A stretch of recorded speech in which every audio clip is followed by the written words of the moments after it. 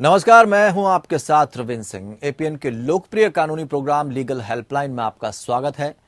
इसमें हमारे कानूनी विशेषज्ञ रोजमर्रा की जिंदगी की समस्याओं से जुड़े कानूनी मसलों पर आपको और आपकी शंकाओं का समाधान करते हैं।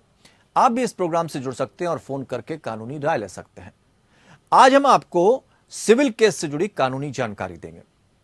अक्सर यह देखा जाता है कि जब कोई अदालत जाता है और केस फाइल करता है तो उसे वहां के नियम कानून की जानकारी नहीं होती, इसलिए वो परेशान हो जाता है। आज हम सिविल केस के बारे में विस्तार से जानकारी देंगे और यह भी बताएंगे कि केस कैसे फाइल होते हैं। सिविल केस या दीवानी मुकदमा में हम अपने अधिकारों के लिए मुकदमा करते हैं, यानी अगर हमारे अधिकारों का हनन हो रहा है तो फिर दीवानी मुकदमा किया जाता है। जब भी कभी दो पक्षों के बीच संपत्ति, समझौता या धन की वसूली से संबंधित कोई विवाद होता है, तब मामले को न्यायालय में ले जाने के लिए हमें केस दर्ज कराना पड़ता है ताकि हमें न्याय मिल सके। दीवानी मुकदमा दर्ज कराने के लिए सिविल प्रक्रिया संहिता में यह प्रावधान दिया गया है कि दीवानी अदालतों को सिविल प्रकृति के तहत आने वाले सभी मामलों के अधिकार प्राप्त होंगे। यदि हम इस प्रावधान के अंतर्गत केस दर्ज नहीं कराते हैं तो केस दर्ज होने के बाद जांच के दौरान रजिस्ट्रार द्वारा खारिज किया जा सकता है। यह तो थी कुछ बुनियादी जानकारियां। सिविल केस से जुड़े तमाम पहलुओं पर विस्तार में जानकारी देंगे हमारे आज के कानूनी विशेषज्ञ अधिवक्ता रोहन तवानी जी। रोहन जी, बहुत बहुत स्वागत करते हैं आपका। नमस्कार। तो रोहन जी, आपको सिविल केस से जुड़ी तमाम नियम कानून की जानकारी देंगे। अपने दर्शकों से हम ये कहना चाहेंगे कि अगर आपका इस मसले से जुड़ा कोई सवाल है तो आप फोन करके राय ले सकते हैं। हमारे फोन नंबर आप नोट कर सकते हैं 012061279337। दूसरा नंबर है हमारा 012061279338। नंबर एक बार फिर से सुन लें, अपने कागज पर नोट कर लें, पेन उठाइए। 012061279337, 012061279338। इस नंबर पर आप अपने सवाल हमसे कर सकते हैं। सिविल केस से जुड़ी हुई कानूनी जानकारी आप आज के इस एपिसोड में प्राप्त कर सकते हैं। तो हम अब आगे इस चर्चा को बढ़ाते हैं और सवालों के जवाब तलाशते हैं, ताकि जो दर्शक हमें अगर कॉल नहीं भी कर पाते हैं तो कम से कम उन्हें यह जानकारी मिल जाएगी कि सिविल केस से जुड़ी जितनी भी जानकारियां वो उन तक पहुंच पाएंगी और आसान हो जाएगा उनके लिए, अगर कोई परेशानी उनकी जिंदगी में है और सिविल केस वो करना चाहते हैं। तो रोहन जी, हम यही जानना चाहेंगे, सबसे पहला तो सवाल यही है, क्योंकि हमें समझना होता कि अगर हम किसी विषय को लेकर आगे बढ़ रहे हैं तो इस सिविल केस से जुड़ा हुआ मामला है, तो सिविल केस क्या होता है, इसको जरा समझाइए ताकि हम इस सवाल जवाब के सिलसिले को आगे ले जा सकें। सबसे पहले तो कानूनी तौर पे दो तरीके के केस होते हैं। एक तो क्रिमिनल केसेस होते हैं जो क्रिमिनल नहीं है, बाकी वो सब सिविल कहा जाता है जी। अब उसमें भी अलग अलग प्रकार के केस होते हैं। जैसे आपने कहा कि अगर हम दीवानी अदालत में जाते हैं, आज का विषय शायद इस पॉइंट पे है जी, तो सिविल केसेस हम वो केसेस फाइल करते हैं जो जिला अदालत में फाइल होते हैं, चाहे वो संपत्ति के मामले में हो, चाहे वो पैसों के मामले में हो, आपकी कोई कंस्ट्रक्शन के रिलेशन में हो, जमीन का कोई आपका कब्जा ले रहा हो, ऐसी केसेस होते हैं जो हम वहां फाइल करते हैं। लेकिन इसके अलावा भी अलग अलग टाइप के सिविल केस होते हैं जो शायद टैक्स से जुड़े हों, चाहे वो ट्रेडमार्क या कॉपीराइट से जुड़े हों, चाहे वो हाई कोर्ट में कुछ केसेस जाते हैं फंडामेंटल राइट्स को लेके, और आर्बिट्रेशन भी होते हैं। ये सब भी सिविल में माना जाता है जी। कौन व्यक्ति हैं, कौन लोग हैं जो सिविल केस को फाइल कर सकता है?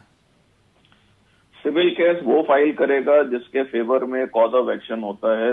इसका मतलब ये है कि कुछ ऐसी घटनाएं हुई हैं जिससे उसका कुछ नुकसान हुआ हो या उसका कोई हक छीन रहा हो, चाहे वो कोई निजी व्यक्ति हो, चाहे वो सरकारी हो, तो ऐसे व्यक्ति को कोर्ट जाने का हक होता है और अपने आप को संतुष्ट करने के लिए या अपने आप के बचाव में या अपने किसी संपत्ति को प्रोटेक्ट करने के लिए या अपनी कोई धनराशि वसूलने के लिए उनको कोर्ट में जाने का अधिकार है। लेकिन उनको ये दिखाना पड़ेगा कि उस कोर्ट में उनके पास जाने के अधिकार कैसे आए, ये कोर्ट को पहले संतुष्ट करना पड़ता है जी।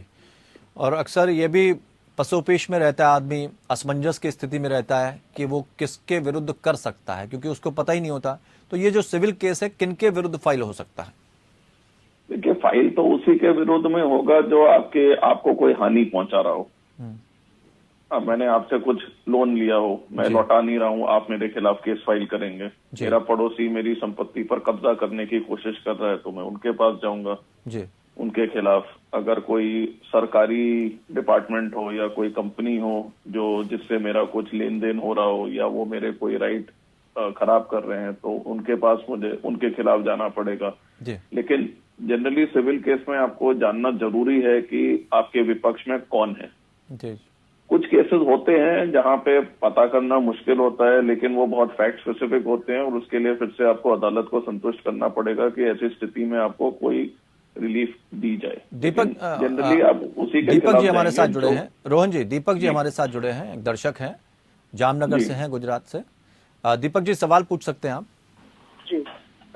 मैंने एक पार्टीशन सूट दाखिल किया है कोर्ट में जी। और मैंने जो संपत्ति जिसके लिए पार्टीशन सूट कोर्ट किया है उसका कीमत दिखाया है करीबन 1,20,00,000।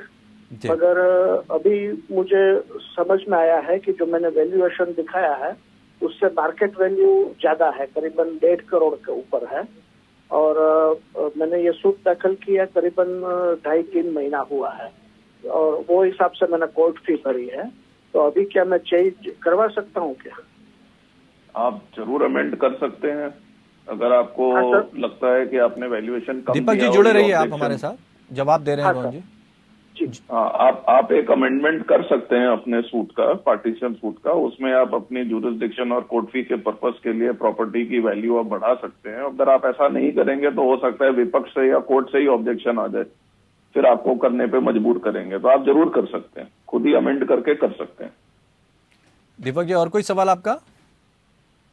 चलिए, अब रोहन जी ने जवाब भी दे दिया। रोहन जी, चूंकि हमने बात करी अभी सारी चीज़ों को आपने बहुत पारदर्शिता के साथ रखा और मुझे लग रहा है जो दर्शक देख रहे होंगे प्रोग्राम उनको भी समझ में आ रहा होगा कि किन किन लोगों पर केस कर सकते हैं। ये भी जानना चाहेंगे रोहन जी आपसे कि ये कहाँ फाइल हो सकता है केस? वो कैसा केस है उसके ऊपर डिपेंड होता है। जैसे अगर मैं सिर्फ पैसों की रिकवरी के लिए जाता हूं तो जिला अदालत में मैं जाऊंगा। कुछ इसमें एक पिक्यूनियरी जुरिस्डिक्शन भी होता है। कई राज्यों में हाई कोर्ट को भी सिविल कोर्ट की पावर होती है। जैसे दिल्ली में अगर 2 करोड़ के ऊपर का केस है वो तो हाई कोर्ट में फाइल होगा, उसके नीचे होगा तो फिर वो जिला कोर्ट में फाइल होगा। कभी कभी कुछ स्पेशल ट्राइब्यूनल्स बने होते हैं स्पेशल लॉ में कि अगर उसमें कुछ उल्लंघन हो रहा होगा तो आपको उसी ट्राइब्यूनल के पास जाना होगा। तो ये डिपेंडिंग ऑन द फैक्ट्स हर एक जगह में कानून ने प्रोविजन दिया हुआ है कि कहाँ पे जा सकते हैं आप। इसकी कोर्ट फी क्या होती है और इसकी जो कैलकुलेशन वो कैसे की जाती है? तो कोर्ट फी वो होती है कि आप अगर कोई दावा डालें तो उसमें आपको सरकार को एक फी देनी पड़ती है जो जुडिशरी के लिए इस्तेमाल होती है। और जहां तक कैलकुलेशन की बात है, देखिए हर एक राज्य के अलग अलग नियम होते हैं। अगर हम दिल्ली की बात करें तो 1 से 1.5% आप मानने की इस पे सिविल केस में कोर्ट फी होती है। लेकिन अगर आप बॉम्बे में जाते हैं तो फिर एक लिमिट होता है, 3 लाख से ज्यादा आपसे कोर्ट फी ली नहीं जाती है। तो ऐसे अलग अलग राज्य का अलग अलग नियम है। और अगर जैसे कोई रिट पिटीशन हो तो उसमें कोर्ट फी। रोहन जी एक दर्शक जुड़ गए हैं, थोड़ा सा आपको बीच में रोकना चाहेंगे। दर्शक जुड़ गए हैं, पवन हमारे साथ। पवन जी बहुत बहुत स्वागत करते हैं, आप अपना सवाल पूछ सकते हैं। सर मैंने 7 साल पहले एक खातेदार से 200 गज का प्लाट खरीदा था और उस कॉलोनी के 4 आदमी ने मिलकर मेरे पर सिविल केस कर दिया कि ये जमीन मंदिर की है। अब उन्होंने कोर्ट में कोई सबूत पेश नहीं किया, फिर भी मुकदमा कोर्ट में दर्ज हो गया। उसके बाद में 7 साल में जब उन्होंने पहले पुलिस में FIR दर्ज करवाई, फिर TI का मुकदमा दर्ज करवाया, फिर दावा पेश कर दिया तो पुलिस ने FIR लगा दी और TI उनकी खारिज हो गई निचली अदालत से और ADJ से भी खारिज हो गई। ADJ के आदेश से हमारा पट्टा बन गया नगर पालिका से। अब उसमें 4 आदमी में 3 आदमी तो हट गए, उन्होंने विड्रॉ कर लिया कि हम केस नहीं लड़ना चाहते और ये हमने गलत फहमी में मुकदमा दायर कर दिया था। एक आदमी खाली बचा हुआ, उसके बेस पे ये मुकदमा कितने दिन तक चलता रहेगा? देखिए ऐसा है कि अगर 2 कोर्ट ने आपके फेवर में डिसाइड कर लिया है तो बहुत अच्छी बात है, लेकिन जो आपके विपक्ष में है उसको ऊपर हाई कोर्ट और सुप्रीम कोर्ट जाने का उसके पास कानूनी अधिकार है। लेकिन अगर 2 कोर्ट आपके फेवर में ऑलरेडी हो चुके हैं, सिविल केस में माना जाता है जो डिस्ट्रिक्ट कोर्ट है वो लास्ट कोर्ट ऑफ फैक्ट्स कहा जाता है। अगर उसमें आपके फेवर में सारे सबूत आ गए हैं, सारे फैक्ट्स आपके फेवर में एस्टेब्लिश हो गए हैं, तो आगे भी आपको उम्मीद है कि आप जीत ही जाएंगे, लेकिन प्रक्रिया तो फॉलो करनी पड़ेगी क्योंकि वो उनका हक है ऊपर जाने के लिए। बिल्कुल, उम्मीद करते हैं पवन पारिक जी आपका जवाब मिल गया होगा। जयपुर से जुड़े थे पवन हमारे साथ। जब फी कैलकुलेशन की हम लोग बात कर रहे थे, रोहन जी बात अपनी पूरी कर लीजिए। तो मैं ये कह रहा था कि हर एक राज्य में अपने नियम होते हैं कैलकुलेशन के लिए, तो और जिस काइंड ऑफ केस के बारे में बात कर रहे हैं, कभी कभी उससे भी कुछ नियम जुड़े होते हैं। तो ये एक बहुत ही फैक्ट स्पेसिफिक सवाल है और वो मैं एक तभी विस्तार में कोई बता पाएगा जब आप बताएं कि कैसा केस है। लेकिन दिल्ली में फॉर एग्जांपल सिविल केस अगर हम कर रहे हैं पैसों की रिकवरी के लिए, तो आपको 1 से 1.5% तक कोर्ट फी देनी पड़ेगी। या अगर आप कोई प्रॉपर्टी के लिए रिलीफ मांग रहे हैं, जैसे चाहे वो पोजेशन हो चाहे वो पार्टीशन हो, तो उस प्रॉपर्टी की वैल्यू पे भी आपको उतने हिसाब से कोर्ट फी देनी पड़ेगी। और इसमें कोर्ट फीस एक्ट भी है और उसमें अलग अलग कैलकुलेशन दिए हुए हैं depending on the kind of case. इसकी क्या स्टेज भी होती हैं? अगर हम जानना चाहें तो सिविल केस की कितने स्टेज होंगी, इस पर भी थोड़ा सा जानकारी दीजिए। तो सिविल केस में सबसे पहले आप अपना वादा डालेंगे, उसके बाद विपक्ष से जवाब आएगा, उसमें अगर आप कोई रिजॉइंडर डालना चाहते हैं तो फिर वो होगा। उसके बाद कोर्ट देखेगी दोनों साइड का क्या कहना है, उसके ऊपर इशू फ्रेम होंगे कि मैं कुछ कह रहा हूँ, दूसरे साइड मना कर रही है, तो उसके ऊपर ये इशू फ्रेम होता है कि जज को ये तय करना है। इश्यूज के बाद गवाही होती है, गवाही के बाद बहस होती है, बहस के बाद जजमेंट आती है, और अगर जजमेंट का पालन ना हो तो फिर एग्जीक्यूशन होता है। तो ये जनरली स्टेजेस होते हैं सिविल केस के। जी, और ये जो चूंकि गवाही की आप बात कर रहे हैं, तो गवाही कब और कैसे होती है? तो गवाही होती है कि जब सारे प्लीडिंग्स कंप्लीट हैं, मैंने अपना दावा डाला, दूसरे साइड से जवाब आ गया, कोर्ट ने दोनों को पढ़ के इशू फ्रेम करे, उसके बाद गवाही चालू होती है। और कैसे होती है, देखिए, तो आपको कोर्ट में जाके जज के सामने खड़े होके अपना बयान देना पड़ेगा, और जो आप कह रहे हैं विपक्ष आपको उसके ऊपर जिरह करेगी। कभी कभी कोर्ट भी आपसे सवाल कर सकती है, तो ऐसे होती है गवाही। बिल्कुल, ये भी समझना चाहेंगे चूंकि व्यक्ति के साथ अगर इस तरह की दिक्कतें आती हैं और वो केस करना चाहता है, तो इसकी कोई ड्यूरेशन होती है क्या? कब तक फाइल किया जा सकता है केस? तो ये एक बहुत अच्छा सवाल है। लोगों को ये जानना जरूरी है कि आप अपने हक पर सो नहीं सकते हैं जी। आपको टाइमली एक्शन लेना पड़ेगा, नहीं तो आपका राइट बंद हो जाता है। और इसके लिए एक लिमिटेशन एक्ट ऑफ 1963 है, जिसमें प्रोवाइड किया गया है कि अलग अलग केस के लिए आपके पास कितना टाइम है जाने के लिए जी। तो सिविल केस का ज्यादातर मैक्सिमम केसेस में 3 साल का समय होता है। अगर कोई लोन रिकवरी का मामला है तो जब से आपको पैसे मिलने थे तब से 3 साल, या अगर आप कोई डिक्लेरेशन मांग रहे हैं तो जब से आपके फेवर में राइट आया उससे 3 साल। लेकिन कुछ स्पेशल केसेस भी होते हैं। अगर आप कहें कि किसी ने गैर कानूनी मुझे अपनी जमीन से डिस्पोजेस कर दिया, तब आपके पास केवल 6 महीने होंगे। अगर आप किसी डिक्री का एग्जीक्यूशन मांग रहे हैं तो उसके लिए आपके पास ज्यादा टाइम होगा। तो अलग अलग टाइम पीरियड प्रोवाइड किए गए हैं। लेकिन अगर आपको कोई समस्या है तो आप एक वकील से जरूर कंसल्ट करिए, ताकि आप अपना टाइम खो ना बैठें। जी, ये बहुत अच्छी बात रोहन तवानी जी आपने बताई। तो लगातार रोहन तवानी जी हमारे सवालों के जवाब दे रहे हैं। उम्मीद कर रहे हैं दर्शक समझ रहे होंगे इन चीज़ों को। रोहन जी, जजमेंट की बात की जाती है, जजमेंट के बाद उसका पालन कैसे होता है? तो पालन अगर कोई वॉलंटरली करे तो बहुत अच्छी बात है जी।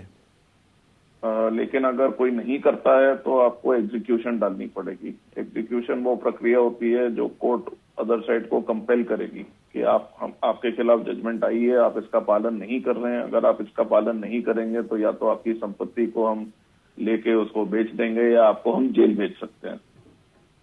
जी, और अपील की प्रक्रिया को भी थोड़ा आपसे समझना चाहेंगे।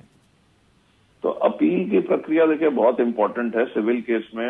अगर हम नॉर्मल सिविल कोर्ट की बात करते हैं तो सबके पास हक होता है कि एक वो अपील फाइल करें। उस अपील में अपीलेट कोर्ट को पूरा हक है कि पूरे केस को रिव्यू किया जाए, फैक्ट्स पे भी, एविडेंस पे भी, कानून पे भी, और उसके बाद लोअर कोर्ट के डिसीजन को वो कैसे भी चाहे चेंज कर सकते हैं, या तो अपील डिसमिस कर सकते हैं या उसको ऑर्डर को मॉडिफाई कर सकते हैं, उसको दोबारा लिख सकते हैं। लेकिन इस फर्स्ट अपील के बाद ऊपर एक सेकंड अपील होती है, उसमें थोड़ा सा रिस्ट्रिक्शन आ जाता है कि कोर्ट अब दोबारा से फैक्ट्स नहीं देखेगी, लेकिन केवल ये देखेगी कि कानूनी तौर पर डिसीजन लिया गया कि नहीं। जी। और अलग अलग टाइप ऑफ केसेस में अलग अलग फोरम प्रोवाइड किए गए हैं जिसमें अपील या रिवीजन प्रोवाइड किए जाती हैं, उसके अलग अलग पावर्स होती हैं। लेकिन अपील जनरली सारे केसेस में कहीं ना कहीं एक राइट होता है। अगर आप संतुष्ट नहीं है तो आप ऊपर जा सकते हैं जरूर। जी, तो यहाँ हम समझ रहे हैं जजमेंट के बाद उसका पालन कैसे होता है। साथ ही रोहन जी ने यह भी बताया कि अपील की प्रक्रिया क्या होती है। रोहन जी, रिट ऑफ सर्ट्यूरेरी क्या होता है? तो रिट ऑफ सर्ट्यूरेरी एक रिट है जो हाई कोर्ट और सुप्रीम कोर्ट के पास पावर है under article 32 and 226 of constitution of India कि अगर कोई भी सरकारी अथॉरिटी या ऐसी कोई अथॉरिटी है जिसने कोई डिसीजन लिया है या उनके सामने कोई प्रोसीडिंग्स चल रही हैं जो आप कह रहे हैं कि ये गैर कानूनी है किसी भी रीजन के लिए जी, तो कोर्ट उनके रिकॉर्ड को समन कर सकती है, उसको देख सकती है कि ये प्रोसीडिंग्स ठीक है कि नहीं, और अगर कोर्ट संतुष्ट नहीं है तो उन प्रोसीडिंग्स को सेट असाइड या क्वॉश कर सकते हैं। तो इन शॉर्ट ये है रिट ऑफ सर्ट्यूरेरी। जी, और साथ ही हम ये भी जानना चाहेंगे कि जजमेंट और डिक्री और रिव्यू ऑफ डिक्री क्या होता है? तो जजमेंट वो होता है जब कोर्ट दोनों साइड को सुन के अपनी जजमेंट लिखती है, अपने रीजंस देती है कि मैं एक साइड या दूसरे साइड के फेवर में मैंने ये ऑर्डर पास किया। डिक्री वो होती है कि जो प्लेंटिफ है जिसने याचिका डाली है उसके फेवर में अगर ऑर्डर आती है तो एक डिक्री शीट बनती है जहां जज का फॉर्मल ऑर्डर होता है कि दूसरे साइड को डायरेक्ट किया जाता है कि आपको ये करना है या ये प्लेंटिफ के फेवर में रिलीफ दी गई है। जी। और आपने पूछा था कि रिव्यू, तो रिव्यू ऐसा है, रिव्यू एक प्रोविजन है सिविल प्रोसीजर में कि अगर आपको लगे कि उस कोर्ट ने कुछ गलत किया हो तो किसी सर्टेन सर्कमस्टांसेस में आप उसी जज के पास वापस जा सकते हैं। सबसे पहला आप ये कहेंगे कि मेरे पास कोई नया मटेरियल है जो डिस्पाइट माय बेस्ट एफर्ट जब केस चल रहा था मैं उसको सामने नहीं ला सका, मुझे अभी पता चला है जी। या कोर्ट ने कोई ऐसी गलती करी है तो रिकॉर्ड में कुछ लिखा है और कोर्ट ने कुछ उल्टा ही लिख दिया जी। या थर्ड सिचुएशन है कोई और सफिशिएंट कॉज हो जी, depending on the facts of the case. लेकिन रिव्यू की पावर बहुत ही लिमिटेड होती है और ये बहुत ही कम केसेस में सक्सेसफुल होता है। जी, और कई बार जब केस होता है तो फिर सम्मन में जारी होता है, तो सम्मन जो जारी होता है उसकी प्रक्रिया को भी थोड़ा आपसे विस्तार से समझना चाहेंगे। तो समन वो होता है कि जब कोई केस में कोई केस जाता है कोर्ट के सामने, कोर्ट को लगता है कि हाँ इसमें कोई बात में दम है, हमें अदर साइड को बुलाना चाहिए और उनको अपना जवाब देने का मौका देना चाहिए, तो उनके पास एक फॉर्मल कोर्ट से समन जाता है। तो वो समन एक फॉर्मेट होता है जो कोर्ट इशू करती है विपक्ष को कि सच एंड सच डेट पे आप हमारे सामने पेश होइए, सच एंड सच आदमी ने आपके खिलाफ केस फाइल किया है, और उस एक केस की कॉपी भी जाती है समन के साथ ताकि अदर साइड को पता चले कि उनके खिलाफ क्या केस फाइल हुआ है जी। तो समन का ये पर्पस है कि अदर साइड को इत्तला करें कि आपके खिलाफ कोई केस चल रहा है, आप अदालत के सामने आके पेश हो सकते हैं और आप चाहें तो अपना जवाब भी दे सकते हैं जी। लेकिन अगर समन मिल गया और उसके बाद भी कोई कोर्ट में पेश नहीं होता है तो उनके बगैर केस आगे चल सकता है। जी, तो सिविल केस से जुड़ी हम जानकारियां ले रहे हैं रोहन जी। रोहन जी, ये तो वो सवाल थे जो हमने आपसे पूछे, हो सकता है इनमें कोई सवाल ऐसा छूट रहा हो जो बहुत महत्वपूर्ण हो, तो हम जानना चाहेंगे उसका जवाब आपसे। कोई पहलू ऐसा छूट रहा हो? देखिए, सबसे पहले तो मैं ये कहूंगा कि अगर आप सिविल केस डाल रहे हैं तो सबसे ज्यादा जरूरी है कि आप जो बात कहना चाह रहे हैं उसके पास आपका सबूत होना चाहिए जी। केस डालना आसान है, केस प्रूव करना इतना आसान नहीं है। तो केस डालने के पहले आपको थोड़ी मेहनत करनी पड़ेगी जरूर कि मेरे साथ क्या हुआ है, इसको मैं कैसे साबित कर सकूं। अगर कोई गवाह हैं जो मेरे फेवर में हैं उनसे मैं बात करूं कि आपको मेरे फेवर में गवाही देनी पड़ेगी। डॉक्यूमेंट्स जो हमारे पास हैं जो हम कोर्ट के सामने लगा रहे हैं वो एविडेंस में एडमिसिबल हैं कि नहीं है। तो डॉक्यूमेंट्स की जो आप बात करें, किस तरह के क्या क्या डॉक्यूमेंट्स होने चाहिए, क्या इसको बता सकते हैं? वो केस टू केस डिपेंड करता है। अगर मैं कह रहा हूँ कि मैंने किसी को लोन दिया तो मेरे पास कोई डॉक्यूमेंट होना चाहिए कि हाँ जी उसने मुझसे पैसे लिए, या तो कोई बैंक स्टेटमेंट हो या कोई रसीद हो, या मैं कह रहा हूँ कि जी देखिए ये मेरी संपत्ति है, वो मेरी संपत्ति में आके घुस रहा है, तो मुझे ये दिखाने के लिए कोई डॉक्यूमेंट होना चाहिए कि मैं उस संपत्ति का मालिक हूँ या कानूनी तौर पर मेरे पास उसका कब्जा है। तो केस टू केस डिपेंड करता है। एक और इम्पोर्टेंट चीज है ज्यूरिसडिक्शन। कई बार लोग गलती कर जाते हैं कि गलत कोर्ट में चले जाते हैं। जी जी बिल्कुल। वो ज्यूरिसडिक्शन हो सकता है टेरिटोरियल, जैसे मैं एक जगह में बैठा हूँ, मेरे फैक्ट्स एक जगह से अराइज होते हैं, तो मुझे जान के जाना चाहिए कि मैं कौन से कोर्ट में जा सकता हूँ जिस एरिया पे कोर्ट के पास जुरिस्डिक्शन है, मैं वहीं पे जाके अपना दावा डाल सकता हूँ। जी। दूसरा होता है पिक्यूनियरी जुरिस्डिक्शन। जैसे मैंने कहा था कि for example Delhi high court में अगर कोई सिविल केस हो तो वो केवल 2 करोड़ और ऊपर के वैल्यू का हो सकता है जी। और अगर उसके नीचे हो तो आपको जिला कोर्ट में जाना चाहिए। तो आपको ये भी जानना चाहिए कि कौन सी कोर्ट के पास कितनी पावर है कैसे केस सुनने के लिए। जी। फिर अलग अलग ट्राइब्यूनल्स बनते हैं स्पेशल लॉज में। जैसे अगर कोई रेंट कंट्रोल एक्ट का केस हो जी। और आपका केस उस रेंट कंट्रोल एक्ट में फिट आता है तो उसके लिए एक स्पेशल ट्राइब्यूनल है, आपको वहीं जाना पड़ेगा, आप एक नॉर्मल सिविल कोर्ट में नहीं जा सकते हैं। तो ऐसी कई सारी छोटी छोटी चीजें हैं जिनका ध्यान रखना चाहिए। रोहन जी, बहुत बहुत शुक्रिया तमाम जानकारी देने के लिए। सिविल केस से जुड़ी तमाम जानकारियां हमने ली। उम्मीद करते हैं हमारे दर्शकों को ये कार्यक्रम जरूर पसंद आया होगा। तो फिलहाल इस कार्यक्रम में इतना ही। हमें दीजिए इजाजत। नमस्कार।